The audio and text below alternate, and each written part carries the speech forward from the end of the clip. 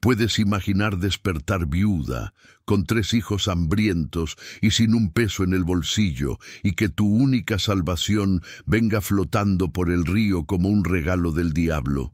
Esto le pasó a Remedios Salazar, una mujer de 32 años que vivía en un jacal de lámina oxidada en las orillas del río Usumacinta, allá donde Tabasco se encuentra con Chiapas, donde el agua es turbia y los secretos se hunden rápido.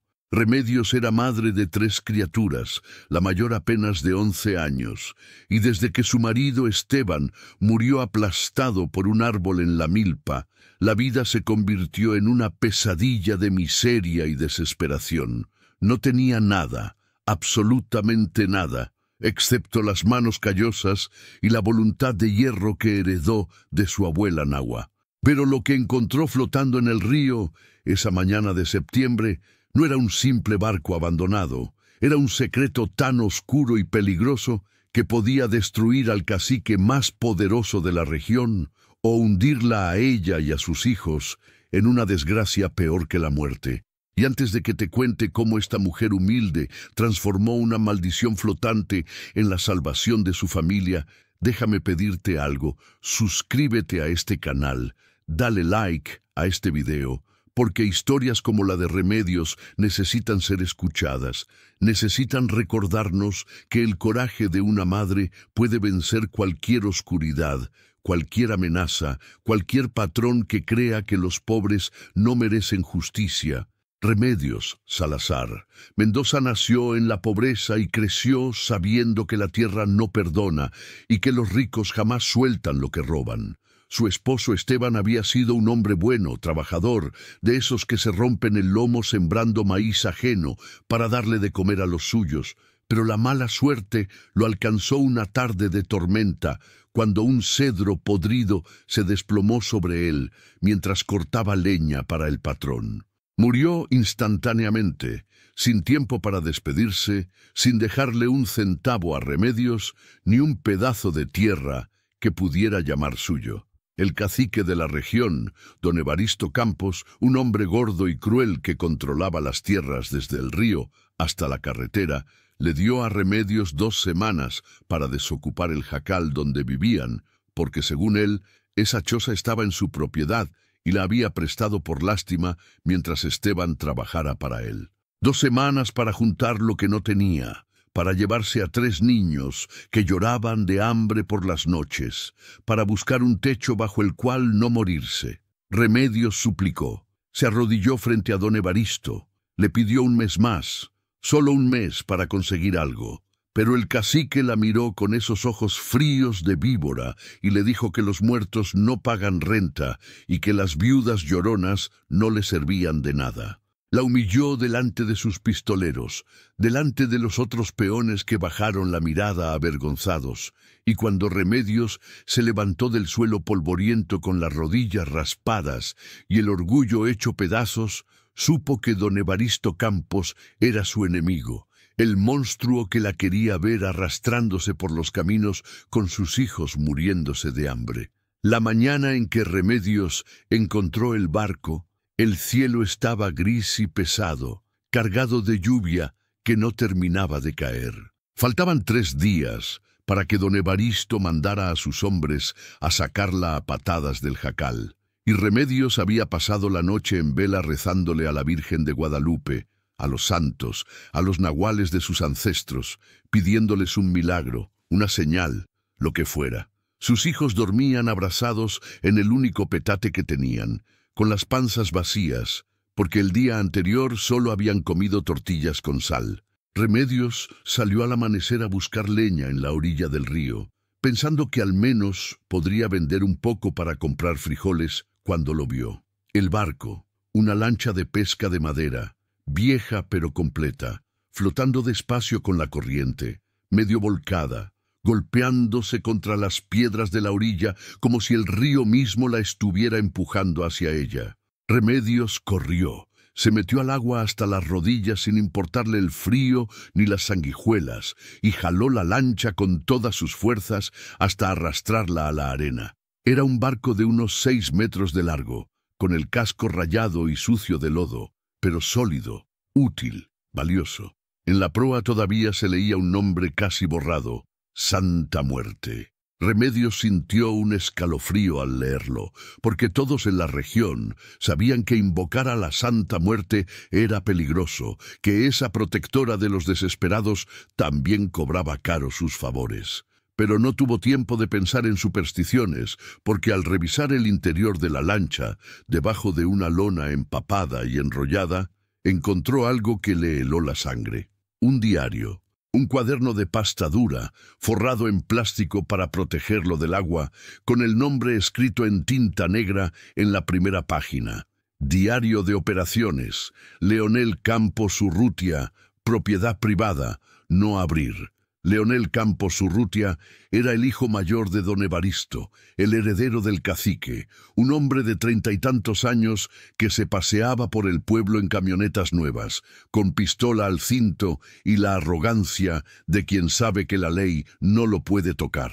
Remedios sabía quién era Leonel, todos lo sabían. Era el brazo armado de su padre, el que cobraba las rentas a golpes, el que amenazaba a los campesinos que se atrevían a protestar, pero que hacía su nombre en un diario abandonado, en un barco a la deriva. Remedios abrió el cuaderno con manos temblorosas y comenzó a leer. Las primeras páginas eran fechas, nombres, cantidades de dinero, rutas: 15 de abril, cruce nocturno, 12 cabezas, $24,000. Contacto: el Coyote de Palenque. 22 de abril, entrega en frontera Corozal, 8 cabezas, $16,000, sin problemas. Remedios no entendió de inmediato, pero conforme leía más, la verdad horrible se fue revelando como una herida abierta. Leonel Campos no solo era el hijo del cacique, era un coyote, un traficante de personas. Usaba el río Usumacinta para cruzar migrantes centroamericanos hacia el norte, cobrándoles miles de dólares por llevarlos en lanchas desvencijadas, abandonándolos en la selva si no pagaban, entregándolos a pandillas si le convenía.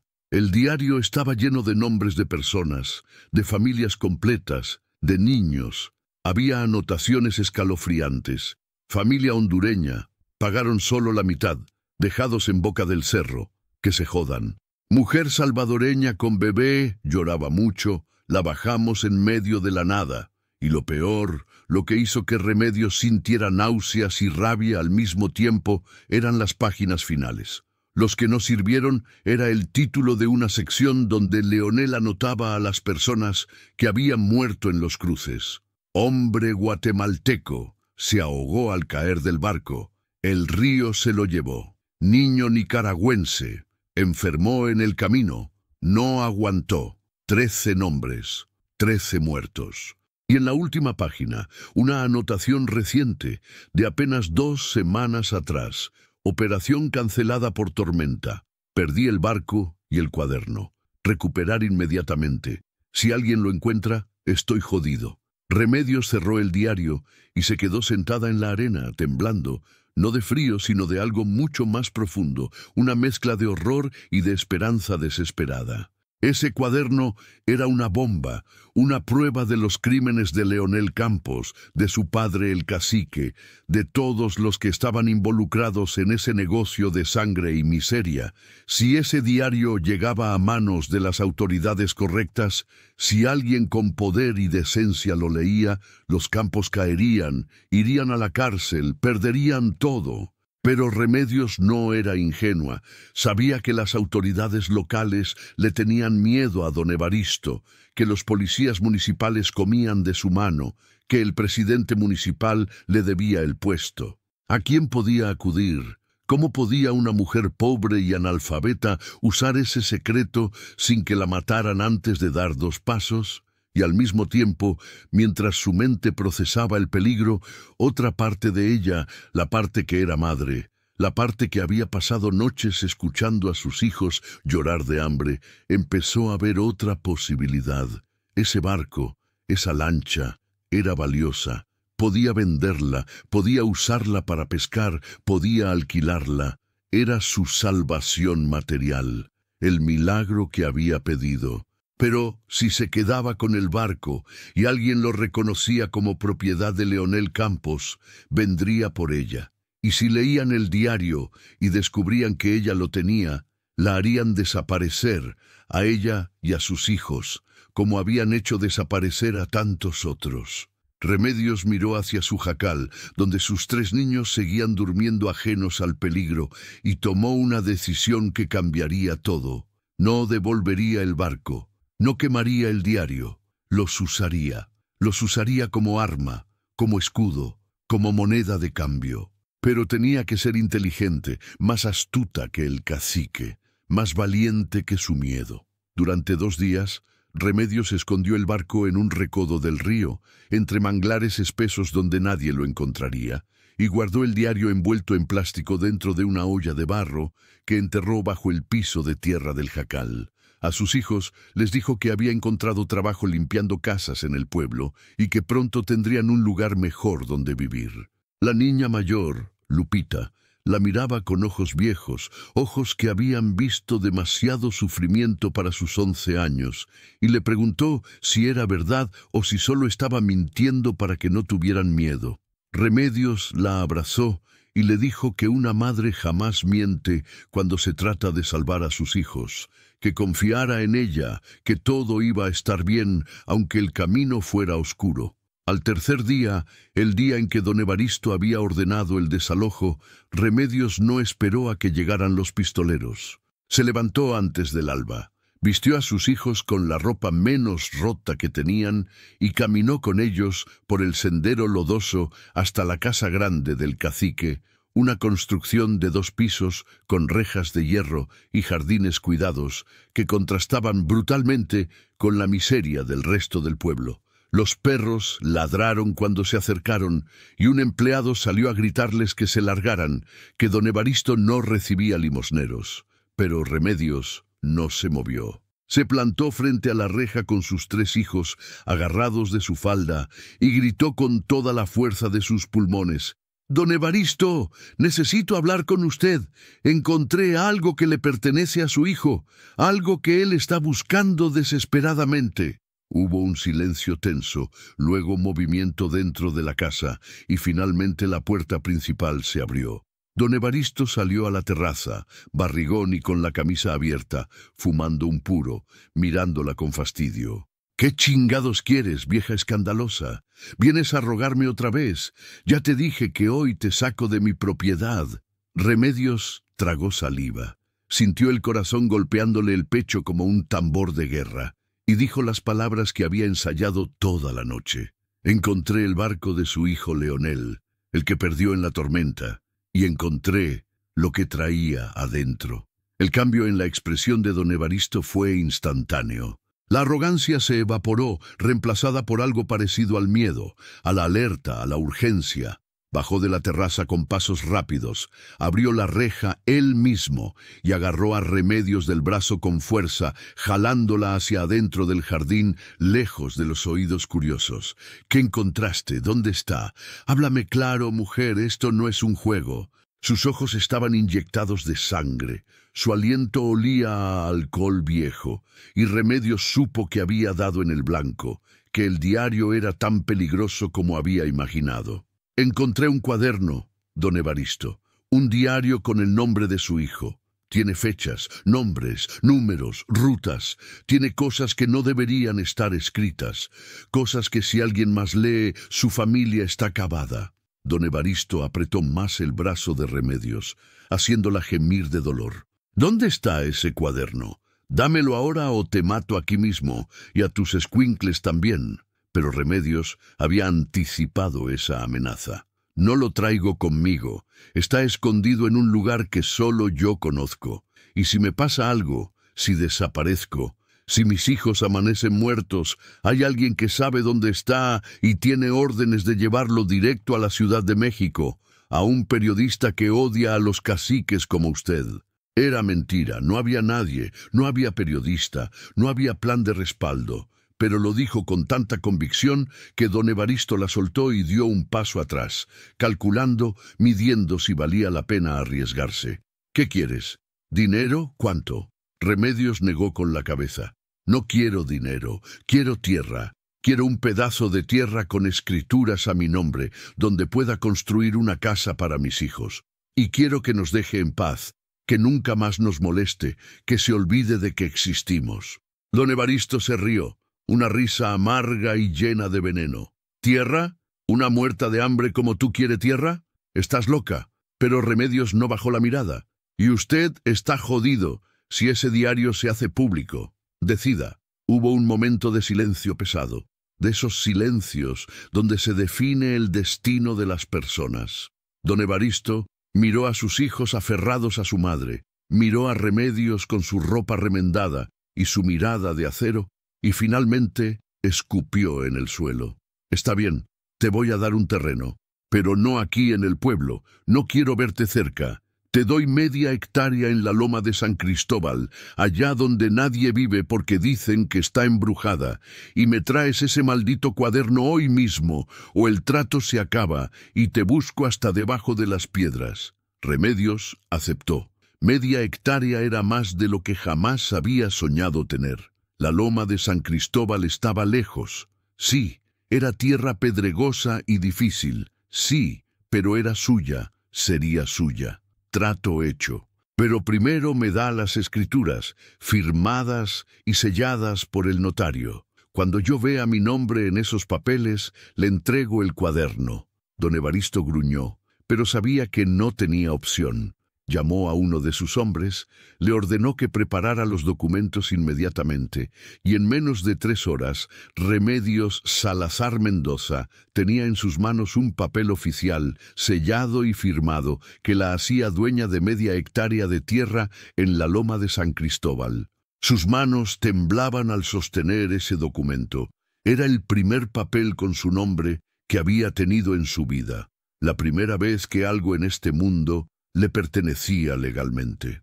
Regresó a su jacal, desenterró el diario y se lo entregó a don Evaristo en su camioneta, lejos del pueblo, en un camino solitario. El cacique lo agarró como si fuera una serpiente viva, lo hojeó rápidamente para confirmar que era el original, y sin decir una palabra, arrancó y se fue levantando polvo. Remedios se quedó parada en el camino, abrazando las escrituras contra su pecho, llorando, no de tristeza sino de alivio, de victoria, de una felicidad agotadora que la hizo caer de rodillas. Pero la historia no termina ahí, porque Remedios Salazar no era ingenua y sabía que los hombres como don Evaristo Campos no cumplen su palabra cuando no tienen que hacerlo. Por eso, antes de entregarle el diario, Remedios había hecho algo que ni el cacique ni su hijo Leonel hubieran imaginado. Había copiado las páginas más incriminatorias del cuaderno, las que tenían nombres, fechas, cantidades de dinero y sobre todo la lista de los muertos. Había pedido ayuda a la maestra del pueblo, doña Petra, una mujer mayor que sabía leer y escribir bien y que odiaba a los Campos tanto como cualquiera. Juntas, durante una noche entera, copiaron 20 páginas del diario a mano, palabra por palabra, número por número. Doña Petra le preguntó para qué era todo eso, y Remedios solo le dijo, para que mis hijos puedan dormir tranquilos el resto de su vida. Esas copias las guardó en 3 lugares diferentes, una en casa de doña Petra, otra enterrada en la nueva tierra de la loma, y la tercera la envió en un sobre cerrado a Tapachula, a la oficina de un sacerdote jesuita que trabajaba con migrantes y que, según había escuchado, no le tenía miedo a nadie. En el sobre incluyó una carta escrita por doña Petra, donde explicaba quién era Leonel Campos, qué hacía y cuántas personas habían muerto por su culpa, y agregó una nota final. Si algo me pasa a mí o a mi familia, publique estas páginas. Haga que el mundo sepa qué clase de monstruos mandan aquí. Los meses que siguieron fueron difíciles pero diferentes. Remedios y sus hijos se mudaron a la loma de San Cristóbal, donde construyeron poco a poco una casa de madera con techo de lámina, mucho más digna que el jacal donde habían vivido. La tierra era dura, sí, pero Remedios la trabajó con la fuerza de alguien que sabe que cada surco es un acto de resistencia, cada semilla plantada es una victoria contra los que quisieron verla arrastrada. El barco, la lancha que había encontrado flotando en el río, lo reparó con ayuda de un pescador viejo del pueblo que le debía favores a su difunto esposo. Lo pintó de azul, le puso un motor de segunda mano que compró con los primeros pesos que ganó vendiendo calabazas en el mercado y comenzó a usarlo para pescar en el río. Los vecinos murmuraban, decían que ese barco estaba maldito, que era el barco de los Campos, que Remedios se había robado algo que no le pertenecía. Pero ella no les hizo caso, sabía la verdad.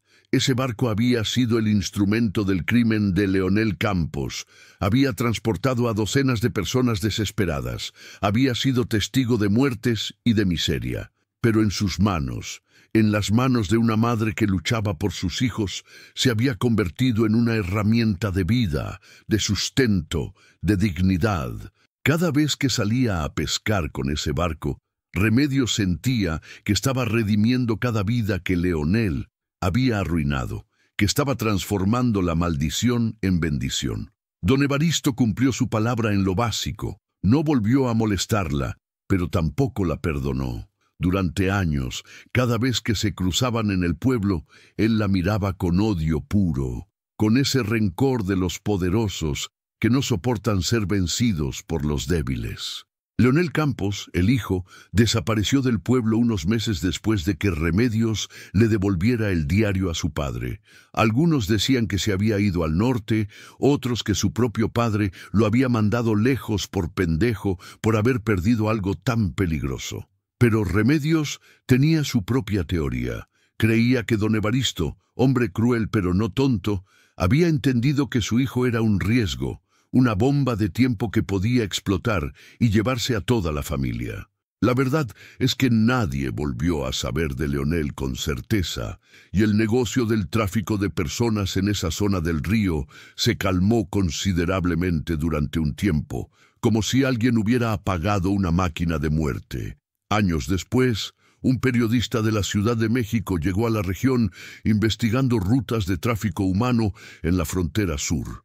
Entrevistó a migrantes, a pescadores, a familias que habían perdido seres queridos en el camino hacia el norte. Y en algún momento de su investigación, alguien le pasó copias de un diario, páginas escritas a mano que documentaban operaciones criminales con nombres y fechas. Ese periodista publicó una serie de reportajes explosivos que sacudieron al Estado, que pusieron a varios funcionarios en la mira, que forzaron investigaciones federales. Don Evaristo Campos nunca fue arrestado directamente por esos crímenes, porque era astuto y mantenía las manos limpias en público, pero su poder se erosionó, su reputación quedó manchada, y varios de sus negocios turbios tuvieron que cerrar porque la presión era demasiada. Y aunque nunca se pudo probar quién había filtrado esa información, Remedios Salazar sabía la verdad. Ella había encendido la mecha. Ella, una viuda analfabeta y pobre, había logrado lo que ni las autoridades ni los valientes se atrevían: enfrentar al cacique y ganarle. Los hijos de Remedios crecieron en esa loma, en esa tierra que su madre había ganado con coraje y astucia.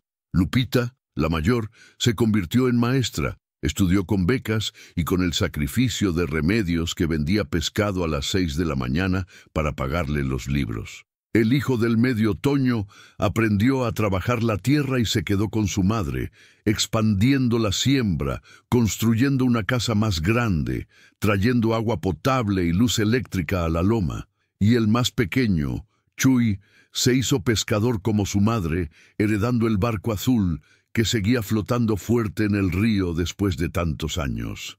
Remedios envejeció en esa tierra que tanto le había costado, con las manos callosas, pero con el corazón en paz.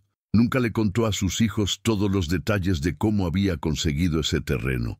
Solo les decía que había hecho un trato justo, que había encontrado algo que el cacique necesitaba y lo había cambiado por su futuro. Pero una noche, Cuando Lupita ya era madre ella misma y visitaba a Remedios con sus propios hijos, le preguntó directamente: «Mamá, ¿qué fue lo que encontraste en ese barco? ¿Qué fue tan valioso que don Evaristo te dio esta tierra a cambio?» Remedios miró a su nieto jugando en el patio, miró las estrellas brillando sobre la loma y respondió con una sonrisa cansada: «Encontré la verdad, mija, y la verdad, cuando está en las manos correctas, vale más que todo el oro del mundo. Pero también es lo más peligroso que puedes cargar, porque los poderosos harían cualquier cosa por enterrarla».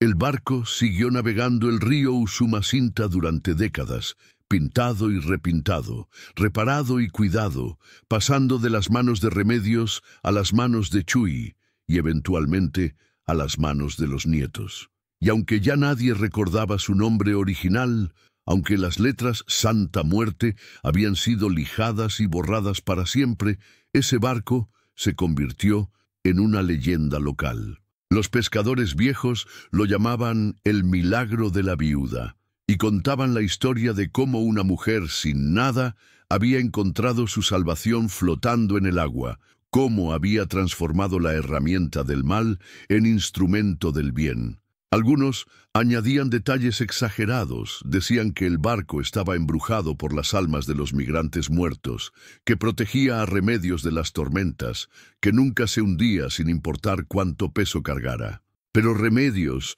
cuando escuchaba esas historias, solo movía la cabeza y sonreía. Ella sabía que no había nada mágico en ese barco, era solo madera y clavos, motor y pintura. Lo mágico, lo verdaderamente milagroso, había sido su decisión de no dejarse vencer, de usar lo que el destino le había puesto enfrente como arma de supervivencia, de convertir el secreto más oscuro del cacique en la llave de su libertad.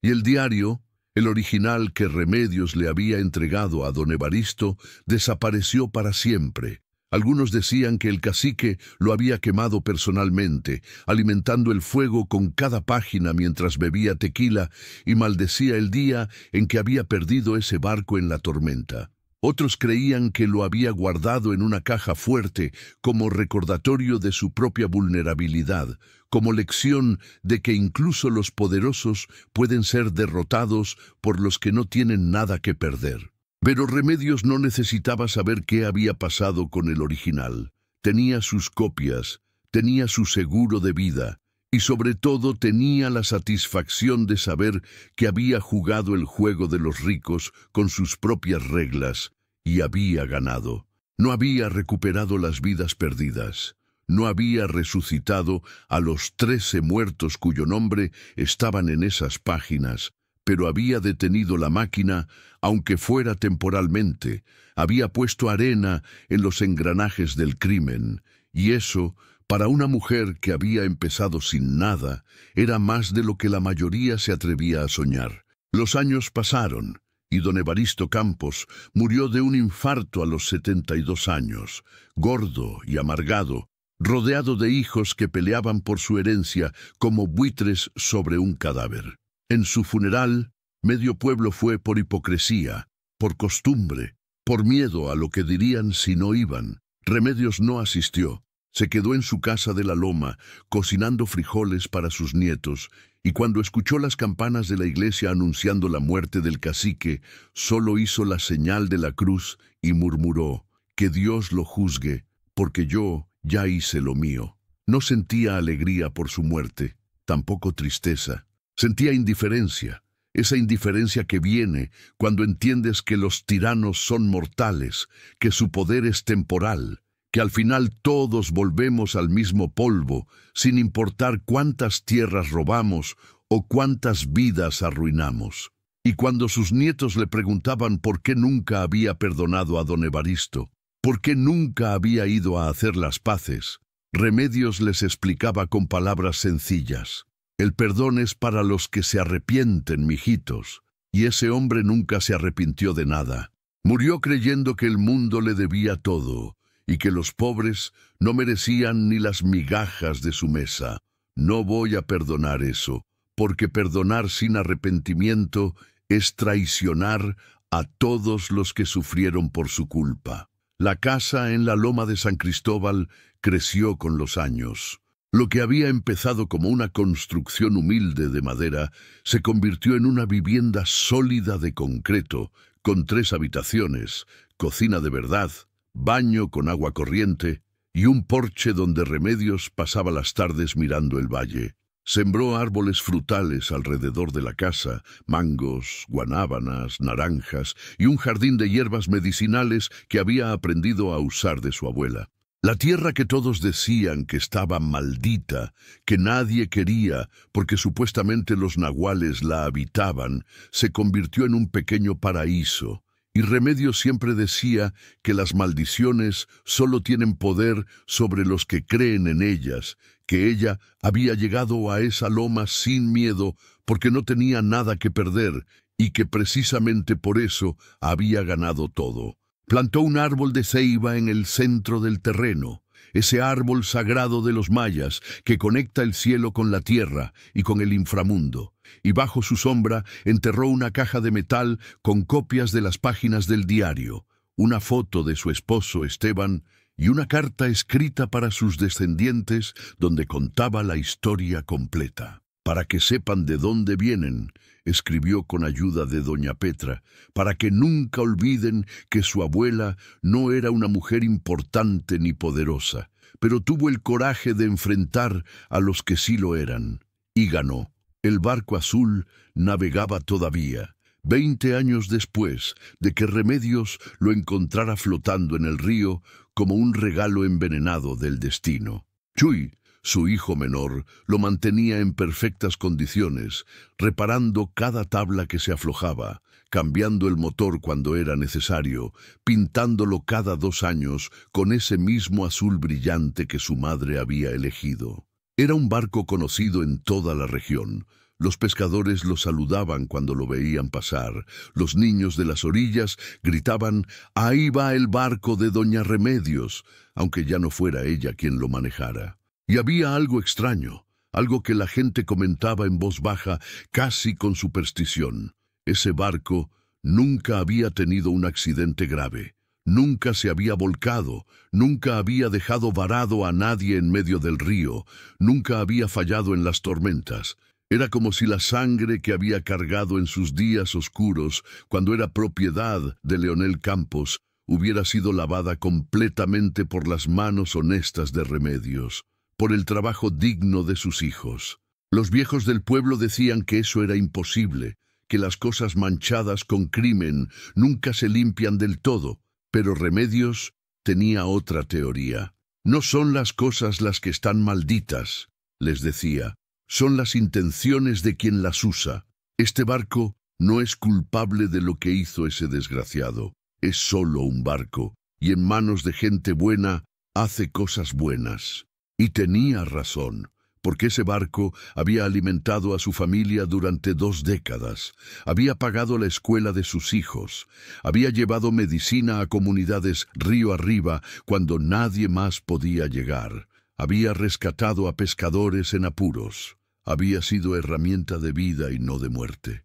Remedios cumplió 60 años, rodeada de sus hijos, nietos, compadres y vecinos que la respetaban no por lo que tenía, sino por cómo lo había conseguido. Hicieron una fiesta en la loma, mataron un puerco, cocinaron mole, pusieron música de marimba que se escuchaba hasta el valle, y mientras bailaba con su hijo Toño bajo las luces colgadas en los árboles, mientras veía a Lupita enseñándole a su nieta los pasos del zapateado, mientras escuchaba las risas y las historias que se contaban alrededor del fuego, Remedios sintió algo que no había sentido en mucho tiempo. Sintió que había ganado. No solo la tierra, no solo el sustento, sino algo mucho más grande.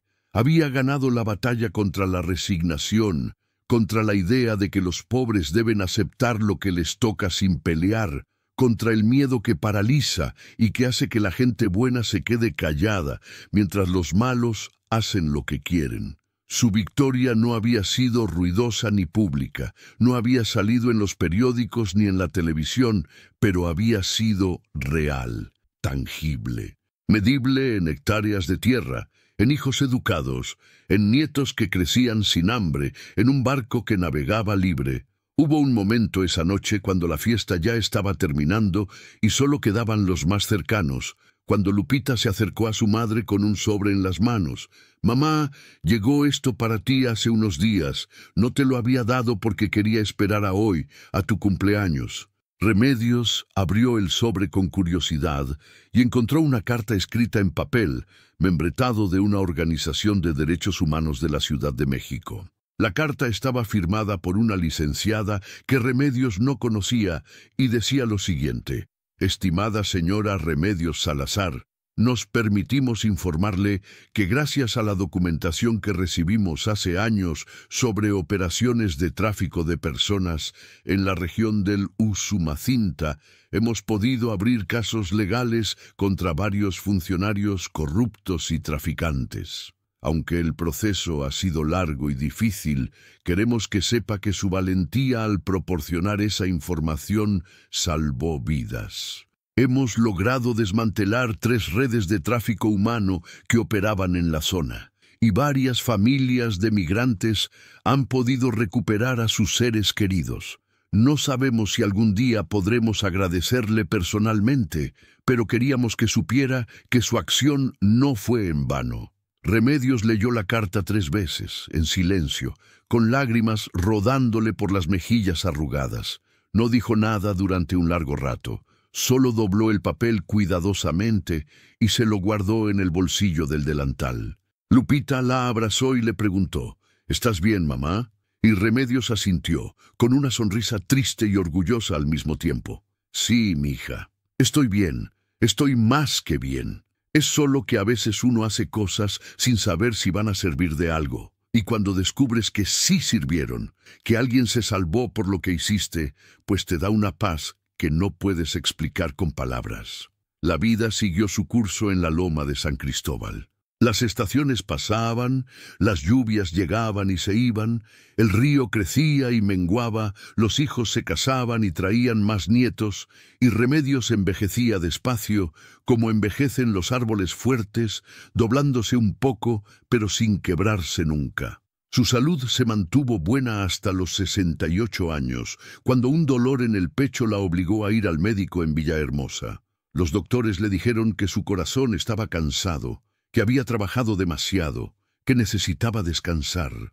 Remedios se rió de esa recomendación. «Doctor, mi corazón ha estado cansado desde el día que nací pobre. No va a descansar hasta que me muera, y cuando eso pase, va a ser porque ya cumplió su trabajo». Los doctores le recetaron medicinas que sus hijos pagaban religiosamente, y Remedios las tomaba sin quejarse, aunque odiaba depender de pastillas. Pero seguía trabajando su tierra, seguía saliendo en el barco algunas mañanas, cuando el río estaba tranquilo, seguía cocinando para sus nietos, seguía siendo la matriarca de una familia que había construido sobre los escombros de la miseria y la viudez. Una tarde de marzo, cuando Remedios tenía 71 años, llegó a la loma un hombre joven que nadie conocía. Venía en una motocicleta vieja, vestido con ropa sencilla, y preguntó por la señora Remedios Salazar. Doño salió a recibirlo con desconfianza, preguntándole qué quería, quién lo mandaba. El joven dijo que venía de Guatemala, que su madre había muerto hacía 2 años, pero antes de morir le había contado una historia. Le había contado que cuando él era un bebé, su familia había intentado cruzar hacia el norte, pagándole a un coyote, que los habían subido a un barco en el río Usumacinta, que el coyote era un hombre cruel que los había abandonado en medio de la selva sin agua ni comida, que su padre había muerto en ese viaje, que su madre había sobrevivido de milagro cargándolo a él, y que durante años había querido denunciar al coyote pero no sabía cómo, tenía miedo, no tenía pruebas. Hasta que un día, años después, un periodista había publicado reportajes sobre ese mismo coyote, sobre Leonel Campos, y aunque ya era tarde para su esposo, al menos había sentido que alguien había hecho justicia.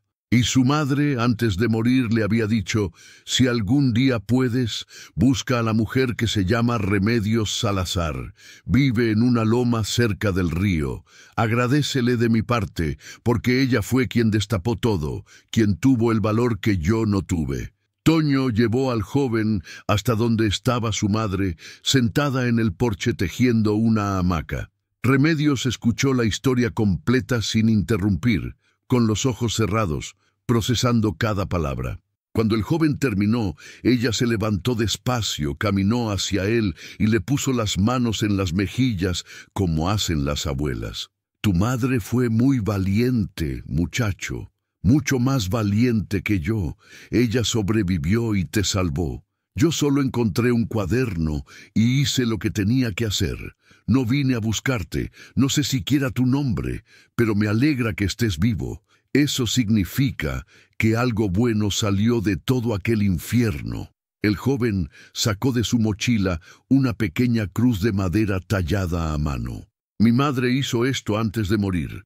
Me dijo que si alguna vez te encontraba, te la diera. Es de madera de cedro de Guatemala. Dijo que era para agradecerte por darle voz a los que no la tienen. Remedios aceptó la cruz con manos temblorosas y la apretó contra su pecho. Y por primera vez en mucho tiempo lloró sin contenerse. Lloró por todas las vidas rotas, por todos los que no habían llegado, por todos los que seguían intentando cruzar buscando algo mejor y encontraban solo muerte y explotación. Lloró porque a veces ganar una batalla no significa que la guerra haya terminado, y porque sabía que en algún lugar del río, en alguna otra orilla, alguien más estaba sufriendo lo que ella había sufrido, y ella no podía salvarlos a todos. Esa cruz de cedro guatemalteco quedó colgada en la pared principal de la casa de Remedios, al lado de una imagen de la Virgen de Guadalupe y una foto descolorida de su esposo Esteban. Se convirtió en otro símbolo de lo que había logrado, de las vidas que indirectamente había tocado, de la red invisible de consecuencias que se extiende cuando alguien decide no quedarse callado. Y cuando los nietos le preguntaban qué significaba esa cruz, Remedios les contaba la historia del joven guatemalteco, de su madre que había sobrevivido, de su padre que no había tenido esa suerte. Les contaba para que entendieran que el mundo es más grande que la loma, que la injusticia no respeta fronteras y que cada acción buena, por pequeña que parezca, puede cambiar el destino de alguien que nunca conocerás. Los últimos años de Remedios fueron tranquilos, pero llenos. Tranquilos, porque ya no tenía que pelear por sobrevivir cada día, porque sus hijos estaban establecidos y sus nietos iban a la escuela sin pasar hambre. Llenos, porque había encontrado un propósito más allá de su propia familia. Se convirtió en la persona a la que acudían las mujeres del pueblo cuando tenían problemas con maridos violentos, con patrones abusivos, con autoridades corruptas. No podía resolver todos los casos, no tenía poder político ni dinero, pero tenía algo igual de valioso. Tenía experiencia, tenía coraje y tenía la reputación de ser alguien que no se dejaba amedrentar. Acompañaba a las mujeres golpeadas a poner denuncias, aunque sabía que la mayoría no prosperarían. Les enseñaba a guardar evidencias, a proteger a sus hijos, a no creer las mentiras de que merecían el maltrato. Y cuando alguna le decía: «Doña Remedios, es que usted no entiende, yo no puedo irme, no tengo a dónde ir», ella respondía con firmeza: «Yo tampoco tenía a dónde ir cuando me quedé viuda. Tenía menos que tú, y aquí estoy. No te estoy diciendo que sea fácil, te estoy diciendo que es posible». Hubo una ocasión en particular, un caso que marcó a todo el pueblo, cuando una muchacha de 16 años, llamada Citlali, apareció golpeada y violada en un camino cerca del río. La muchacha acusaba al hijo del nuevo presidente municipal, un muchacho prepotente de 20 años, que se creía intocable. Las autoridades no querían investigar, la familia de Citlali tenía miedo de insistir, y el caso iba a quedar enterrado como tantos otros. Pero Remedios no lo permitió.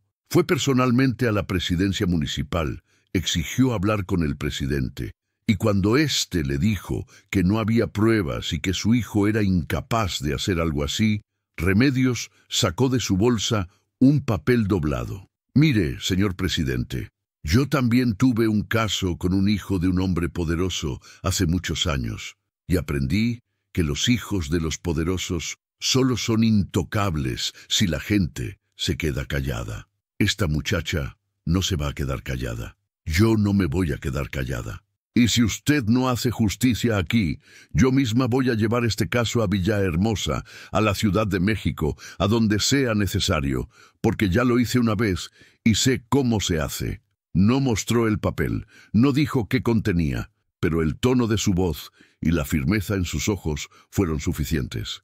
El presidente municipal, que había escuchado historias sobre doña Remedios y su enfrentamiento legendario con don Evaristo Campos, supo que no estaba fanfarroneando. Ordenó una investigación seria. El hijo fue arrestado. Citlali tuvo su día en corte, y aunque el muchacho solo pasó 6 meses en prisión porque tenía buenos abogados, al menos hubo consecuencia. Al menos la muchacha no tuvo que cargar con la vergüenza de que nadie le creyera. Remedios Salazar murió a los 74 años, en su casa de la Loma de San Cristóbal, rodeada de todos sus hijos y varios de sus nietos. Fue una muerte tranquila, sin sufrimiento prolongado. Su corazón simplemente se detuvo una madrugada de noviembre, mientras dormía en su hamaca en el porche, arrullada por el sonido del viento en los árboles de mango. Cuando Lupita la encontró al amanecer, tenía una expresión de paz en el rostro, casi una sonrisa, como si hubiera visto algo hermoso en su último momento. El funeral fue multitudinario. Vinieron personas de todo el pueblo y de comunidades vecinas. Vinieron las mujeres a las que había ayudado, los pescadores que habían compartido el río con ella, los maestros que habían educado a sus hijos, los viejos que recordaban sus batallas, los jóvenes que habían escuchado sus historias. Vinieron incluso algunas personas que nadie conocía, migrantes que habían escuchado su nombre mencionado en albergues y casas de refugio como alguien que había hecho algo importante, aunque no supieran exactamente qué. La enterraron bajo la ceiba que ella misma había plantado, en el centro del terreno que había ganado con su astucia y su coraje, y en su lápida, que sus hijos mandaron hacer de mármol sencillo pero bien labrado, escribieron una frase que ella misma había dicho muchas veces: no compró tierra, compró dignidad. El barco azul siguió navegando después de su muerte. Chuy lo heredó oficialmente, aunque todos sabían que ya era suyo desde hacía años, pero hizo algo especial para honrar a su madre. Pintó en la proa, en letras doradas pequeñas, pero legibles, el nombre Remedios, reemplazando para siempre cualquier rastro del nombre original que el barco había llevado en sus días oscuros.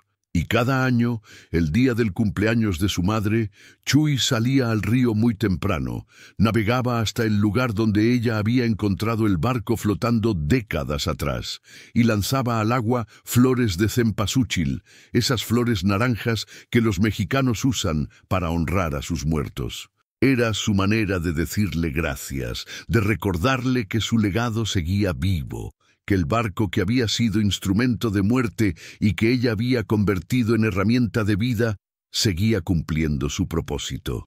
Los años pasaron y la historia de Remedios Salazar se convirtió en leyenda local.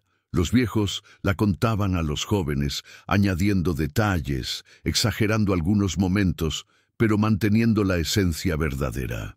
Contaban cómo una viuda sin nada había enfrentado al cacique más poderoso de la región y le había ganado. Cómo había encontrado un secreto terrible y en lugar de dejarse paralizar por el miedo, lo había usado como arma. Cómo había transformado una maldición flotante en bendición. Y aunque con el tiempo los detalles específicos se fueron diluyendo, aunque ya nadie recordaba exactamente qué decía el diario o cuántos años exactos había vivido Remedios, la lección permanecía clara. Los poderosos solo son invencibles si los débiles no se atreven a pelear. Una mujer pobre y analfabeta había demostrado que con coraje, con astucia y con una voluntad inquebrantable de proteger a los suyos, se puede vencer lo que parece invencible. La casa en la loma pasó a manos de Toño, quien la mantuvo exactamente como su madre la había dejado. No quitó la cruz guatemalteca de la pared, no movió los muebles, no arrancó los árboles frutales. La convirtió en una especie de museo familiar, un lugar donde los nietos y bisnietos de Remedios podían ir a recordar de dónde venían, a tocar las cosas que ella había tocado, a sentarse en el porche donde ella había tejido hamacas y había dado consejos a medio pueblo. Y bajo la ceiba, en la caja de metal que Remedios había enterrado, guardaban su testamento verdadero, las copias del diario, la carta que había escrito, las fotos de su vida. Cada generación tenía la responsabilidad de abrir esa caja y leer su contenido, para que nunca olvidaran que su abuela no había sido una mujer extraordinaria por nacimiento, sino por decisión. Había decidido no rendirse. Había decidido usar lo que el destino le dio como arma. Había decidido que sus hijos no crecerían con hambre, aunque eso significara arriesgarlo todo. Hubo un momento, 15 años después de la muerte de Remedios, cuando un equipo de documentalistas llegó al pueblo investigando historias de resistencia campesina en el sur de México.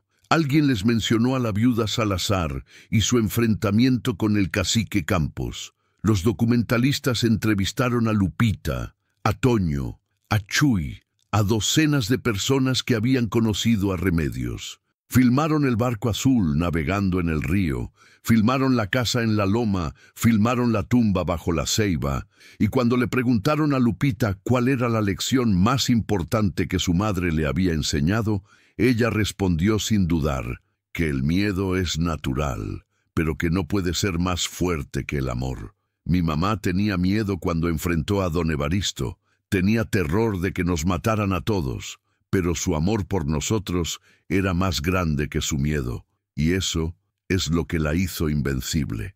El documental se llamó Mujeres del Río y se presentó en festivales de cine, en universidades, en centros culturales. No fue un éxito comercial masivo, pero tocó a las personas correctas. Mujeres que vivían situaciones parecidas a la que Remedios había vivido vieron ese documental y encontraron fuerza. Activistas de derechos humanos lo usaron en talleres de empoderamiento. Maestros lo proyectaron en escuelas rurales para enseñar historia local. Y aunque Remedios nunca supo que su historia sería contada así, que su rostro aparecería en pantallas y que su nombre sería pronunciado en lugares lejanos, de alguna manera su legado se multiplicó, se expandió más allá de la loma, más allá del río, tocando vidas que ella nunca imaginó tocar.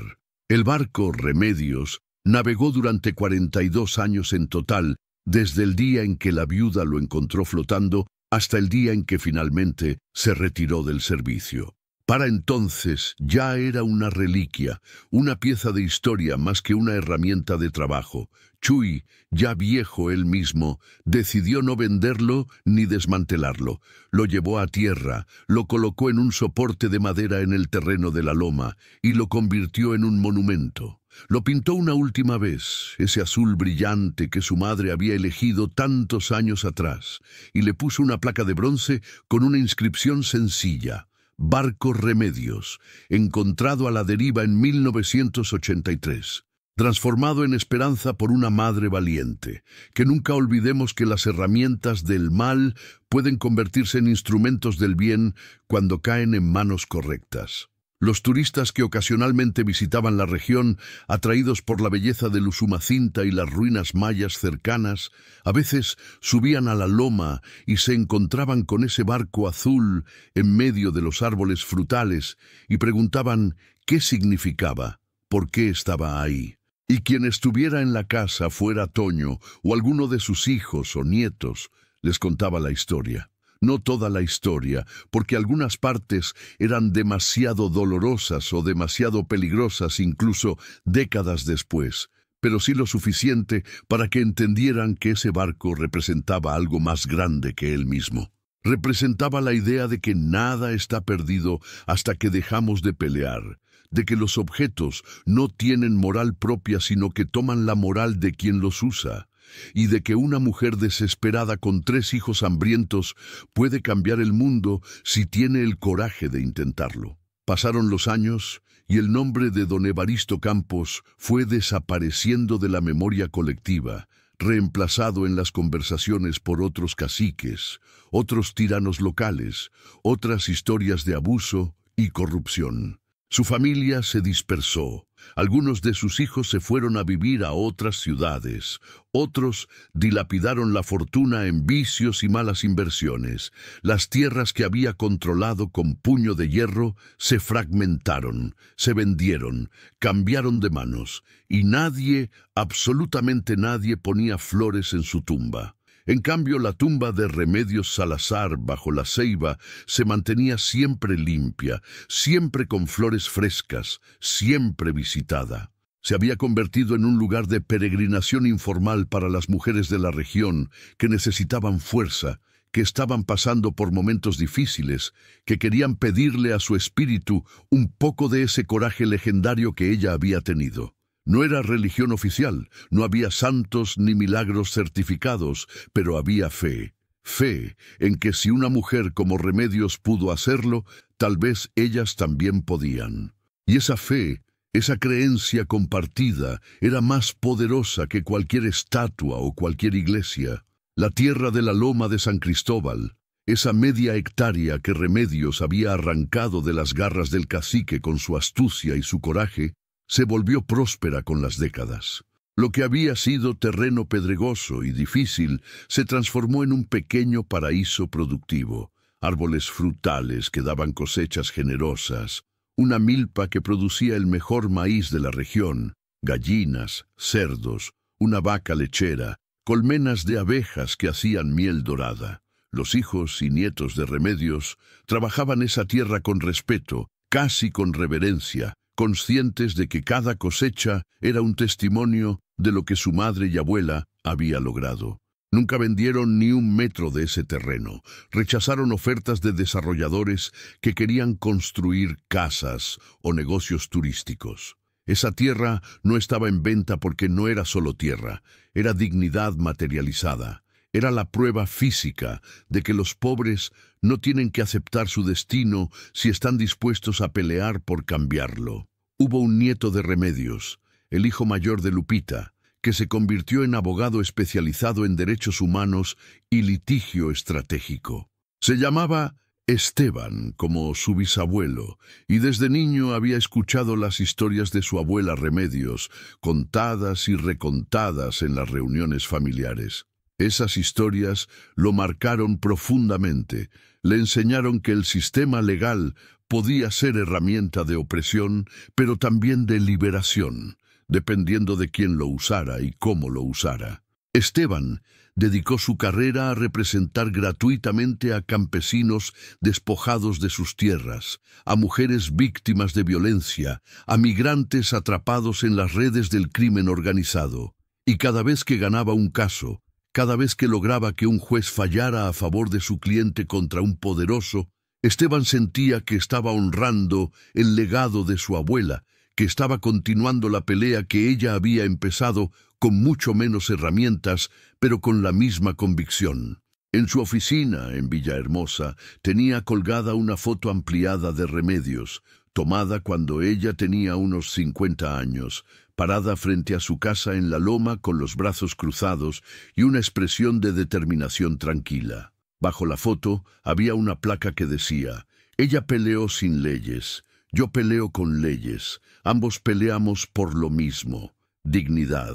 Y cuando los clientes asustados entraban a su oficina, derrotados por burocracias y amenazas, Esteban les señalaba esa foto y les contaba brevemente la historia de su abuela. Les decía: si ella pudo enfrentar a un cacique armado sin nada más que su coraje y su inteligencia, nosotros podemos enfrentar a quien sea con la ley de nuestro lado. No te rindas. El diario de Leonel Campos, o más precisamente las copias que Remedios había hecho conservar, eventualmente se volvieron parte de un archivo histórico sobre crimen organizado en la frontera sur de México. Los investigadores que estudiaban las rutas del tráfico de personas en los años 80 y 90 utilizaban esas páginas como evidencia primaria de cómo operaban los coyotes locales, cómo se corrompían las autoridades, cómo se construían las redes criminales en comunidades pequeñas donde todos se conocían. El nombre de Remedios Salazar aparecía en notas al pie de investigaciones académicas, en tesis de maestría sobre resistencia campesina, en reportajes periodísticos sobre héroes anónimos de la lucha contra el crimen organizado. Nunca fue famosa en el sentido convencional, nunca recibió premios ni reconocimientos oficiales, pero su nombre permanecía vivo en los círculos que importaban, entre la gente que estudiaba y combatía la injusticia desde las trincheras del trabajo social, el periodismo de investigación y la defensa de derechos humanos. Y ahora, décadas después de que todo comenzara con un barco flotando en el río como un regalo maldito del destino, cuando ya casi nadie de la generación de Remedios sigue vivo, cuando el mundo ha cambiado tanto que parece irreconocible, la lección persiste. Persiste en la casa bajo la ceiba donde 3 generaciones han crecido sin pasar hambre. Persiste en el barco azul retirado que sigue siendo símbolo de transformación y esperanza. Persiste en las mujeres que visitan la tumba de Remedios buscando fuerza. Persiste en Esteban y en los abogados como él que pelean batallas legales por los que no tienen voz. Persiste en cada persona que escucha la historia y decide que no se va a quedar callada, que no va a aceptar la injusticia como algo inevitable, que va a pelear aunque las probabilidades estén en su contra. Porque esa es la verdadera herencia de Remedios Salazar, la prueba viviente de que una persona común, sin poder ni riqueza ni educación formal, puede cambiar su destino y el destino de otros si tiene 3 cosas: coraje para enfrentar el miedo, inteligencia para usar lo que tiene a su disposición y amor lo suficientemente fuerte como para arriesgarlo todo por proteger a los suyos. Entonces, cuando te sientas derrotado, cuando pienses que los poderosos siempre ganan, cuando creas que no hay nada que puedas hacer contra la injusticia que te rodea, recuerda a Remedios Salazar. Recuerda que ella era viuda, pobre, analfabeta, con 3 hijos hambrientos y sin un centavo en el bolsillo. Recuerda que encontró un barco a la deriva con un secreto que podía matarla, y en lugar de huir, lo usó como llave para abrir la puerta de su libertad.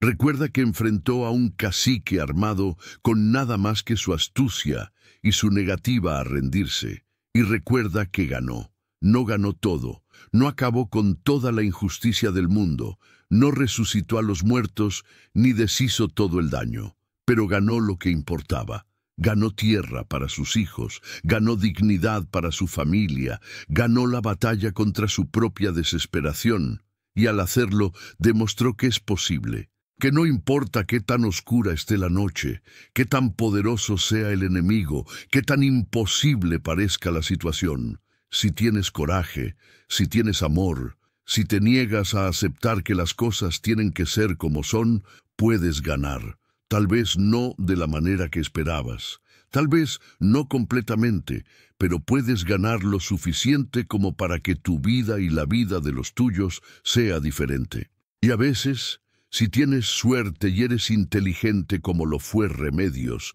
puedes ganar lo suficiente como para que tu victoria inspire a otros, para que tu historia se cuente durante generaciones, para que tu nombre se convierta en sinónimo de coraje y resistencia. Ahora dime, si estuvieras en la situación de Remedios, ¿tendrías el coraje de enfrentar a los poderosos o te quedarías callado por miedo? Déjamelo en los comentarios, porque necesito saber si todavía hay gente que cree que los valientes no nacen, Se hacen cuando no les queda más remedio que serlo. Y si esta historia te conmovió, si te hizo pensar, si te recordó que la dignidad no se compra ni se vende, sino que se defiende con las uñas y los dientes, entonces compártela, dale like, suscríbete a este canal, porque historias como la de Remedios Salazar necesitan ser contadas una y otra vez, hasta que cada persona en este mundo entienda que no estamos condenados a vivir de rodillas solo porque nacimos sin privilegios. La historia de Remedios prueba algo fundamental que los poderosos no quieren que sepas, que el verdadero poder no viene de cuánto tienes, sino de cuánto estás dispuesto a arriesgar por lo que amas. Ella no compró tierra cuando aceptó ese trato con don Evaristo. Compró algo mucho más valioso. Compró la posibilidad de que sus hijos soñaran con un futuro diferente. Compró el derecho de caminar con la frente en alto, sabiendo que nadie le había regalado nada, que lo había ganado con su propio coraje y su propia inteligencia. Y esa es una riqueza que nadie puede quitarte, que no se devalúa con la inflación, que no se pierde en las crisis económicas. Es la riqueza de saber quién eres y de qué estás hecho cuando te ponen contra la pared. Remedios. Salazar descubrió que estaba hecha de hierro forjado en el fuego de la viudez y la miseria, y ese hierro resultó ser más fuerte que todas las pistolas y todo el dinero de don Evaristo Campos. Por eso su nombre sigue vivo mientras el nombre del cacique se pudre en el olvido junto con su cuerpo gordo y amargado. Por eso la gente pone flores en su tumba y nadie visita la de él. Por eso los nietos de Remedios caminan orgullosos sabiendo de dónde vienen, mientras los nietos de don Evaristo tienen que esconder su apellido porque está manchado de sangre y vergüenza. La justicia no siempre llega rápido. No siempre llega completa, pero cuando llega de verdad, cuando viene del pueblo y no de los tribunales corruptos, entonces sí que es permanente. Remedios no necesitó que un juez dictara sentencia contra don Evaristo. Ella misma ejecutó su propia sentencia cada vez que salió en ese barco a pescar. Cada vez que cosechó frutos de su tierra, cada vez que vio a sus hijos crecer sanos y educados. Esa fue su venganza, no una venganza de odio, sino una venganza de vida. Demostrar que ella y los suyos podían prosperar a pesar de todo, que podían construir belleza sobre las cenizas de la tragedia, que podían transformar un objeto maldito en herramienta sagrada. Y si hay algo que debemos aprender de su historia, es precisamente eso, que las cosas no tienen esencia fija, que un barco que transportó muerte puede transportar vida, que una tierra que estaba maldita puede volverse bendita, que una mujer derrotada puede levantarse y convertirse en gigante. Todo depende de la intención, del corazón, de la voluntad inquebrantable de no dejarse vencer por las circunstancias. Remedios pudo haberse quedado llorando en su jacal, esperando que don Evaristo tuviera misericordia. Pudo haber aceptado su destino de miseria, como aceptan tantas otras mujeres en situaciones parecidas. Pudo haber quemado ese diario por miedo en lugar de usarlo como arma. Pero no lo hizo. Eligió pelear, eligió arriesgar, eligió confiar en su propia astucia más que en la supuesta invencibilidad de los poderosos. Y esa elección, ese momento de decisión donde pudo haberse quebrado pero se mantuvo firme, es lo que la convirtió en leyenda. No fue un momento de violencia épica, no hubo balazos ni persecuciones cinematográficas. Fue simplemente una mujer parada frente a una reja diciéndole a un cacique que lo tenía agarrado de los huevos y que o negociaban como iguales o ella lo hundía. Y funcionó. Funcionó porque don Evaristo, como todos los matones, era cobarde en el fondo. Su poder venía del miedo que inspiraba, pero cuando alguien dejaba de tenerle miedo, cuando alguien lo miraba a los ojos sin bajar la vista, ese poder se evaporaba como neblina bajo el sol. Remedios entendió eso instintivamente. Entendió que los caciques son gigantes de papel maché que se deshacen cuando los mojas con la verdad. Y la verdad que ella tenía en sus manos, esas páginas del diario de Leonel, era suficiente para mojar a toda la familia Campos y verlos desmoronarse. Don Evaristo lo sabía, por eso negoció. Por eso aceptó darle tierra a una mujer a la que días antes había humillado llamándola viuda llorona. El miedo cambia las dinámicas de poder más rápido que cualquier revolución armada, y Remedios supo usar ese miedo como bisturí para cortar un pedazo del pastel que los ricos creían suyo por derecho divino. No pidió mucho, no pidió la mitad de las tierras del cacique, ni su casa grande, ni su ganado. Pidió lo mínimo necesario para sobrevivir con dignidad, media hectárea y que la dejaran en paz. Y esa moderación en sus demandas también fue estratégica, porque si hubiera pedido demasiado, don Evaristo habría preferido arriesgarse a que el diario se hiciera público antes que ceder tanto. Pero media hectárea de tierra maldita que nadie quería era un precio pequeño comparado con perder todo. Remedios calculó perfecto. Midió exactamente hasta dónde podía empujar sin quebrar el trato, y esa habilidad para negociar en una situación de vida o muerte sin entrenamiento formal, sin abogados, sin nadie que la aconsejara, demuestra una inteligencia natural que ninguna universidad puede enseñar. Es la inteligencia de la supervivencia, la astucia de los que han tenido que pelear por cada migaja desde que nacieron, la sabiduría que viene de entender profundamente cómo funciona el mundo real y no el mundo de los libros. Y esa sabiduría la convirtió en alguien más peligroso para don Evaristo que cualquier guerrillero armado o cualquier activista universitario, porque ella conocía las reglas del juego mejor que nadie. Las había aprendido a base de golpes y hambre, y sabía exactamente cuándo romperlas y cuándo usarlas a su favor. El barco siguió siendo símbolo de esa transformación durante décadas después. Los pescadores que lo veían navegar sabían que estaban viendo algo más que una simple lancha de pesca. Estaban viendo la prueba de que las herramientas de los opresores pueden ser arrebatadas y reutilizadas por los oprimidos. Estaban viendo la materialización de una idea revolucionaria, que nada de lo que construyen los poderosos está destinado eternamente a servir a la opresión. Todo puede ser liberado, redimido, transformado si cae en las manos correctas. Ese barco había sido diseñado para transportar seres humanos como mercancía, para lucrar con la desesperación de los migrantes, para enriquecer a un criminal mientras dejaba cadáveres en el camino. Pero Remedios lo convirtió en herramienta de sustento honesto, en medio de transporte para llevar medicinas a comunidades aisladas, en salvavidas para rescatar pescadores en apuros. Le dio un propósito completamente opuesto al original. Lo bautizó con su propio nombre después de muerta, y lo transformó en monumento a la idea de que la redención es posible para todo, incluso para los objetos que han sido testigos de horror.